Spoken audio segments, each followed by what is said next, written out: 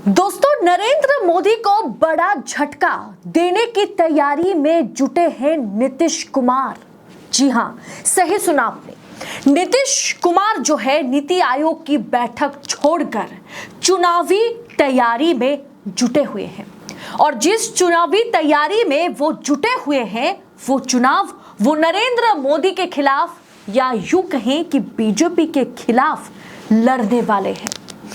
तो कुल मिलाकर के देखा जाए तो नीति आयोग का बैठक छोड़कर चुनावी तैयारी में जुटे थे नीतीश कुमार। एनडीए को एक और बड़ा झटका देने का उन्होंने प्लान बना लिया है। पूरा मामला बताएंगे आगे आपको कि झारखंड चुनाव से पहले नीतीश कुमार मोदी और शाह के साथ बड़ा खेल खेल रहे हैं। नीतीश कुमार मोदी जी को या मोदी जी नीतीश कुमार को कौन किसे कब निपटाएंगे इसका पता करना बेहद फिलहाल मुश्किल है, लेकिन नीतीश कुमार ने मोदी के आगे पूरी तरीके से सरेंडर ना करने का ऐलान कर दिया है। पूरा माजरा क्या है, क्या चुनावी या खबरी अपडेट क्या है, बताएंगे आगे आपको, तो वीडियो को आखिर तक देखिएगा। लेकिन सबसे पहले देश नीति को सब्सक्राइब करते हुए आगे बढ़िएगा। नमस्कार, स्वागत है आप सभी का देश नीति पर। मैं हूं आपके साथ आदिति। देश नीति, केवल सच्ची और पक्की खबरें। नीतीश कुमार नीति आयोग के बैठक में नहीं पहुंचे, इस खबर ने तूल पकड़ लिया। कुछ कह रहे हैं कि नीतीश कुमार जो है वो मोदी जी से नाराज चल रहे हैं। कुछ का कहना है कि मोदी जी नीतीश कुमार को या यूं कहें कि अमित शाह नीतीश कुमार को साइडलाइन करने की कोशिश में जुटे हुए हैं। यकीन मानिए दोस्तों कि ये दोनों बातों में सच्चाई है। दोनों के लिए ही मजबूरी है कि एक दूसरे का साथ उन्हें फिलहाल देना होगा। खासकर मोदी जी के लिए नीतीश कुमार सत्ता बचाने का एक जरिया है, मजबूरी है। आपको पता होगा कि बजट सत्र में जो है नीतीश कुमार के लिए या बिहार के लिए अच्छी खासी जो है रकम दी जा रही है, देने का ऐलान किया गया है, जिसे विपक्ष कह रहा है कि ये कुछ नहीं है, ये बस आई वॉश है। नीतीश कुमार को चाहिए था विशेष राज्य का दर्जा, जो देने को नरेंद्र मोदी राजी नहीं हुए।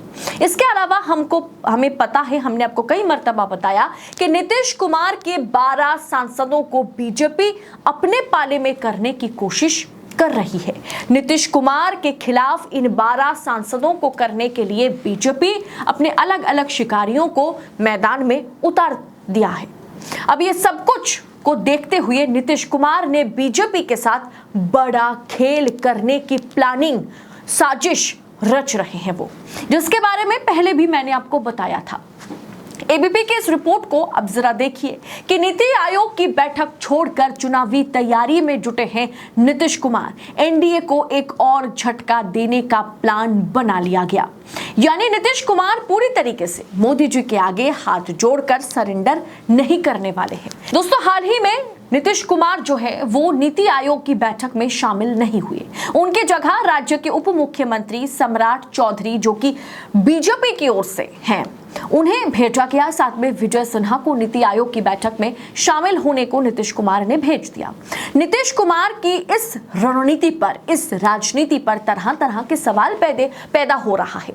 नीतीश कुमार के नीति आयोग की बैठक में शामिल नहीं होने को लेकर के कई राजनीतिक मायने निकाले जा रहे हैं। पॉलिटिकल एक्सपर्ट्स मान रहे हैं कि नीतीश कुमार जो है वो अब नरेंद्र मोदी को जो है लाल आंखें दिखा रहे हैं। नरेंद्र मोदी को समझा रहे हैं कि अगर आप हमारी बात नहीं मानते हैं, विशेष राज्य का दर्जा नहीं देते हैं, झारखंड में चुनाव में सीट बंटवारे को लेकर अगर आप समझौता नहीं करते, तो हमारे लिए इंडिया का दरवाजा आज भी खुला है। दूसरी तरफ नीतीश कुमार ने दिल्ली जाने की जगह शनिवार को पटना में झारखंड विधानसभा चुनाव को लेकर के जेडीयू के वरिष्ठ नेताओं के साथ बैठक की। इस बैठक में झारखंड जेडीयू के अध्यक्ष खीरू महतो और झारखंड प्रभारी श्रवण कुमार समेत अन्य नेता मौजूद थे। बिहार के मुख्यमंत्री नीतीश कुमार की पार्टी जनता दल यूनाइटेड यानी जेडीयू ने शनिवार को कहा कि वो पड़ोसी राज्य झारखंड में भारतीय जनता पार्टी के साथ जो है गठबंधन करके चुनाव लड़ना तो चाहती है, लेकिन उसके लिए बीजेपी को सीट बंटवारे को लेकर जेडीयू के साथ, नीतीश कुमार के साथ समझौता करना होगा, वरना इंडिया के साथ वो अलायंस में चुनाव लड़ेगी जेडीयू। मुख्यमंत्री ने अपने आधिकारिक आवास पर पार्टी की एक बैठक की अध्यक्षता की, जिसमें झारखंड के प्रभारी रहे अध्यक्ष, कार्यकारी अध्यक्ष जो है संजय कुमार झा भी मौजूद रहे। बिहार के मंत्री अशोक चौधरी और झारखंड जेडीयू की इकाई के प्रमुख भी इस मीटिंग में शामिल रहे।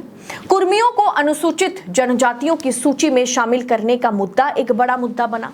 बैठक के बाद महतो ने कहा संवाददाताओं से कि हम भाजपा के साथ गठबंधन कर झारखंड में चुनाव तो लड़ सकते हैं, हम उत्सुक भी हैं, लेकिन उसके लिए बीजेपी को जो है सीटें छोड़नी होगी। बीजेपी को जेडीयू के साथ कम से कम 11 से 15 सीटें साझा करने की आवश्यकता है, साझा करने की जरूरत है, तभी जेडीयू बीजेपी के साथ चुनाव लड़ेगी।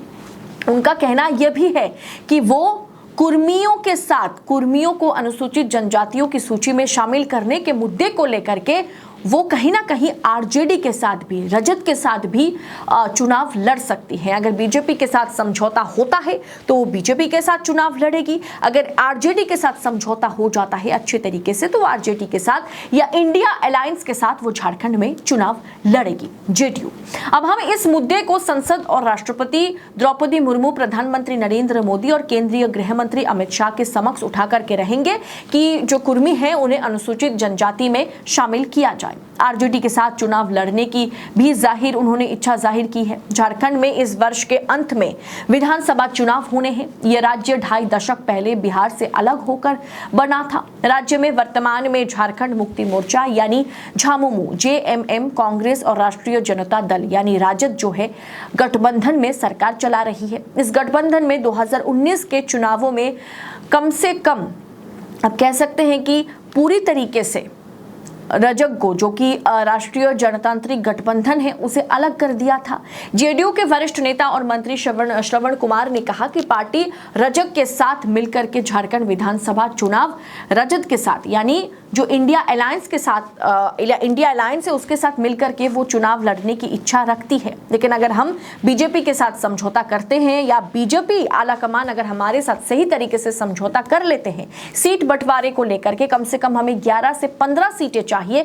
कुछ मीडिया आउटलेट का कहना है कि जेडीयू जो है झारखंड में 11 सीटों की मांग कर रही है, उनका कुछ का कहना है कि 15 सीटों की जेडीयू मांग कर रही है। तो कुल मिलाकर के 11 से 15 सीटों का समझौता अगर बीजेपी और नीतीश कुमार की पार्टी के बीच हो जाता है तो आगे चल के झारखंड में वो दोनों साथ में चुनाव लड़ेंगे। अगर समझौता बीजेपी नहीं करती है, जबकि बीजेपी समझौता करने को तैयार नहीं है, क्योंकि बीजेपी लोकसभा चुनाव हारने के बाद किसी भी सूरत पे बीजेपी को जो है हर एक राज्य में अपना पैठ मजबूत करना है, इसीलिए बीजेपी समझौता करने वाली नहीं है, माना जा रहा है। पॉलिटिकल एक्सपर्ट्स ये मान रहे हैं।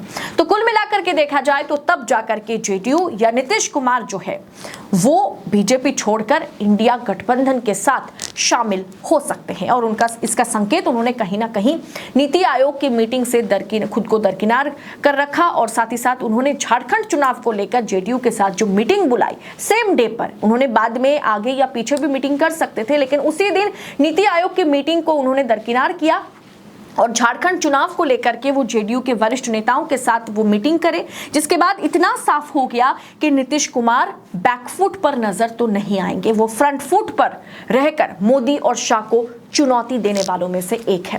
फिलहाल इस पूरे रिपोर्ट पर आपकी राय क्या है? क्या आपको लगता है नीतीश कुमार कुछ बड़ा झटका बहुत ही जल्द, खास करके झारखंड चुनाव जैसे जैसे नजदीक आता चला जाएगा, बीजेपी को बड़ा झटका नीतीश कुमार की ओर से लग सकता है? बाकी आप जानते हैं कि मोदी और शाह के लिए दो जो बैसाखी हैं, बिहार के तरफ से नीतीश कुमार है, जेडीयू की तरफ से नीतीश कुमार है और टीडीपी की तरफ से चंद्रबाबू नायडू है। इन दो बैसाखियों के दम पर बीजेपी के लिए, मोदी और शाह के लिए इस सरकार को आगे लेकर के चलना आसान नहीं है। इसीलिए अमित शाह बीजेपी के जो चाणक्य है वो नीतीश कुमार के 12 सांसदों को शिकार करना चाहते हैं, तो वहीं नीतीश कुमार भी फ्रंट फुट पर रहकर मोदी और शाह की नींदें उड़ाने वालों में से एक बनते चले जा रहे हैं।